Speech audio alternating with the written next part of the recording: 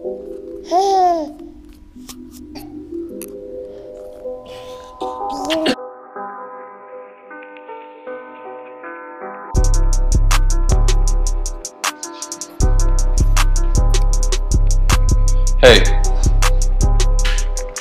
Hello.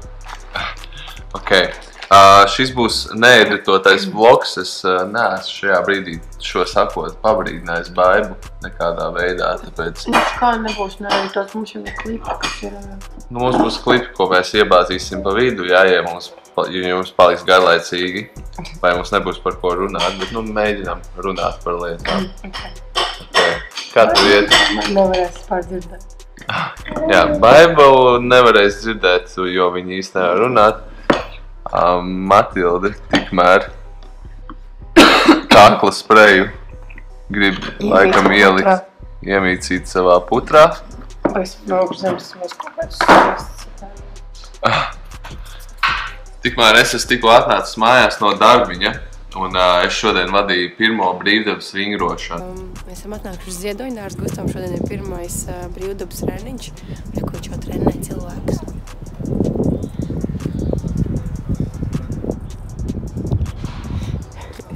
Ārā bišķiņi ir augsts, bet es domāju, ja trenējies, tad ir baigi fajn. Jūs jautāsiet, Gustav, kas ir brīvdabas vingrošana? Tas ir Rīgas domas projekts. Es gribēju Instagramā teikt šaurāts Nilam, bet es godīgi sakot nezinu, cik Nils tur ir iesaistīts. Bet nu skaidrs, ka rīdzinieki ar saviem nodokļiem maksā naudas un forši, ka Rīga kaut kādā veidā panāk pretī un organizē treniņus, par kuriem nav jāmaksā. Es galvenokārt būšu Ziedoņdārzā, kas vadīs šos treniņus arī Grīziņkalnā.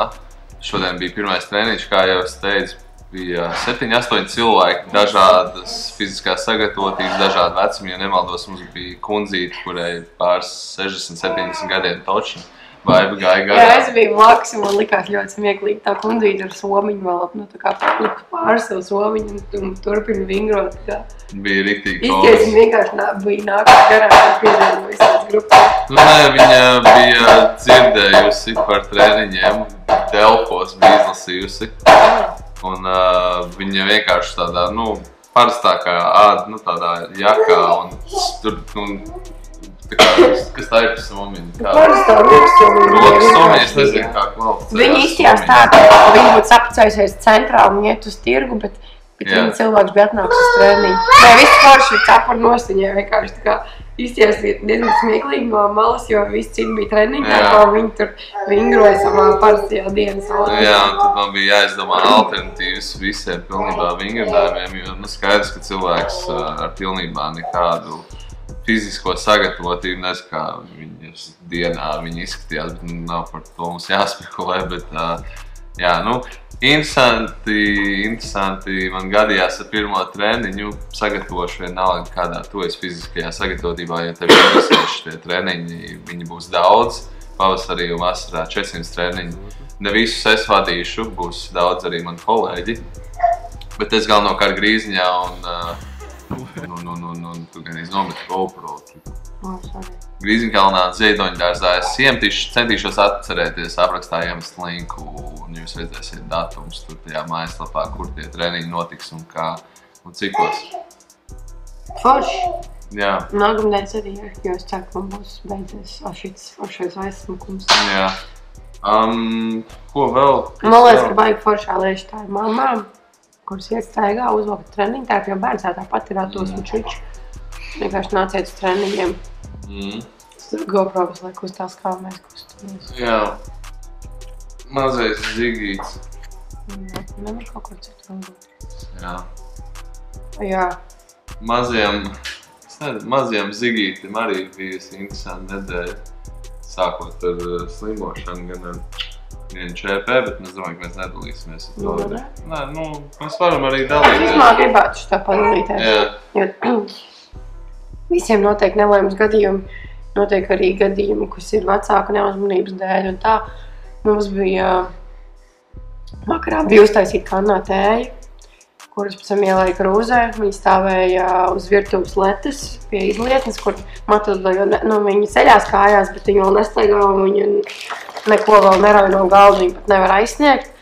Un es vienkārši kaut kādas tur vakariņas taisīju un attaisīju plauktu un ņēmu ārā avokado. Un otrs avokado vienkārši izripoja no tā plaukta un uzkrita virsū tai krūzei. Un Matilda man bija pie kājām.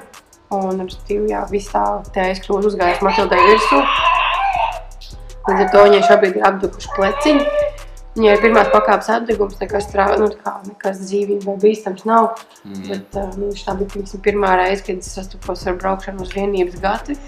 Jo mēs viņu uzreiz, es viņu paliku zem augstu ūdens, to mēs visu izdarījām nost drēbes un vēl turpinājām turēt zem augstā ūdens.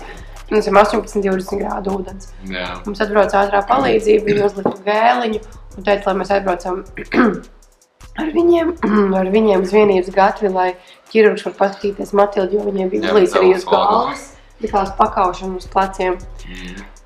Viss tā vienības gatavas padarīšana, es nezinu, kā jūs un vecāki, kas skatās šo, ir kāda jums pieredze bijusi, bet man liekas, šis bija pilnīgs sviests, tāpēc, ka mēs aizbraucām, mēs pirmkārt stundu vismaz gaidījām rindā ar viņu maziņu vakarā. Tur bija vēl mazāki bērniņi, kas vienkārši sēž rindā.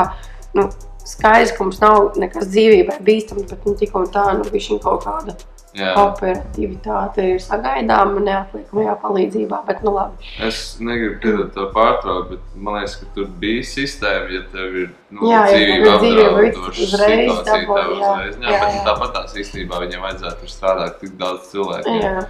Tāpēc, ka tev var sabraukt vairāk dzīvībai bīstamībai. Jā, tieši tā, kas tad notiek. Viena māsiņa. Vienkārši ātrie teica, ka, lai ķirurgs paskatās Matildi, mēs aizbraucam, ka rezultātā māsiņa vienkārši pārsēja, jo es jau teicu, ātrā palīdzība uzlikuši gēlu un apsējiņu. Māsiņa vienkārši pārsēja, uzlika citu smilcējušu gēlu viņai, vienkārši apsēja ķermenīti. Tas bija notika vienā kabinetā, mēs iegājām Matilda saģērbu visu, un tad mēs iegājām blakus kabinetā, kur bija ārsts, nezinu, vai bija ķirurgs vai kas, vienkārši bērnu ārsti, kura tad izrakstīja to slēdzienu. Māsiņa arī tāds, ka viņai pirmās pakāpes apdevums, viņai nebija pūslīši, viņai tikai sarkans. Ārsts, kas vispār nebija pastījusies, Matilda uzrakstīja, ka viņai otrās pakāpes ēdas apdevums pirmkārt jau sākumā, ko es teicu, ka nē, tas nav ok, un ka viņa pārrakstīja. Tad izrakstīja Matilda vispār viņa kliedza brīdī, kad viņai uzkrita tā tēja virsū, un kad mēs viņu turējām zem augstu ūdens, jo tas vienkārši ļoti nepatīkam, protams, ir. Pēc tam viņa pārstāja raudāt vispār, es pieļauju, ka viņai vairs nesāpēja arī, bet viņa izrakstīja, lai mēs daram 3 dienas 2 tabletes norofēnu.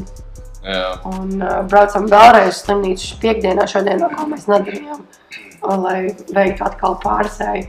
Viņai, viens, man liekas, pilnīgi sviests tas, ka daktars viņu neapskatījās vispār nevienu sekundi neapskatīja viņa daktars. Otrs sviests, man liekas, tas, ka gadījumā, kad bērnam vispār, es saku, viņai ir tiešām pāris pleķīši vienā uz vienu pleciņu un viens pleķis uz otru pleciņu.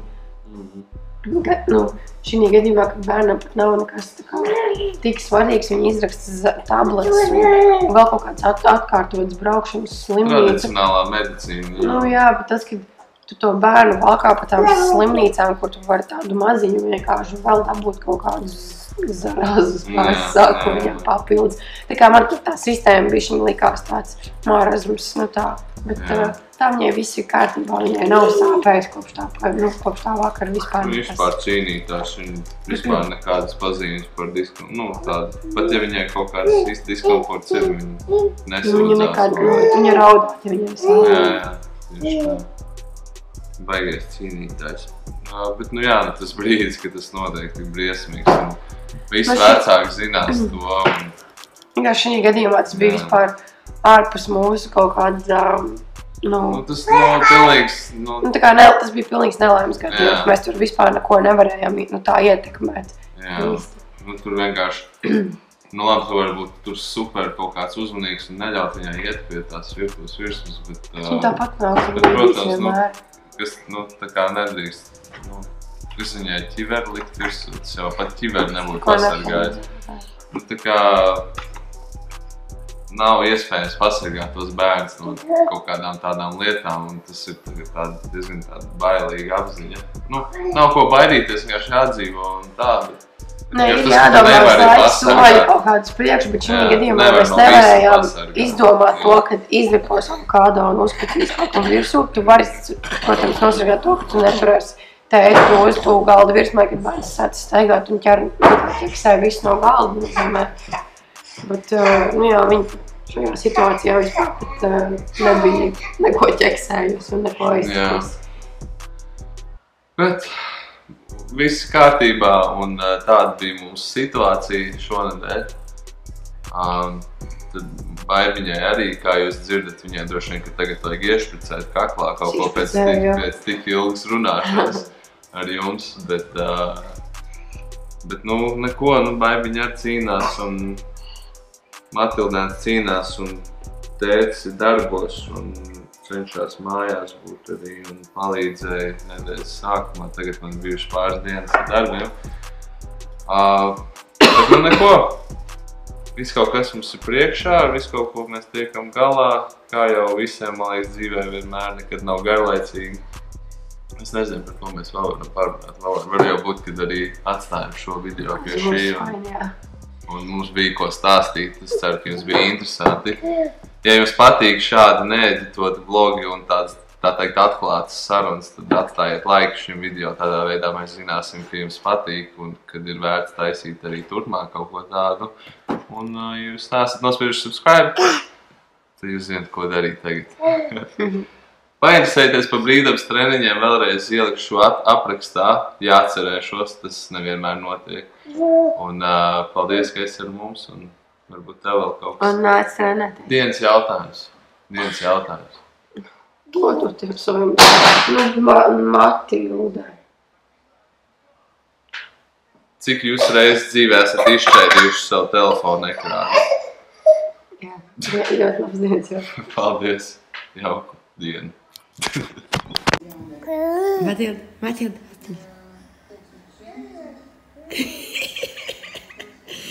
Es nevaru, tas ir tik ļoti. Viņa vienkārši nepavuši uztais acīgs un to viņa citreiz tā.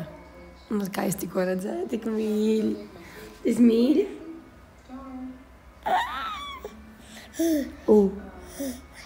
Tev jānotīra muti. Telefons.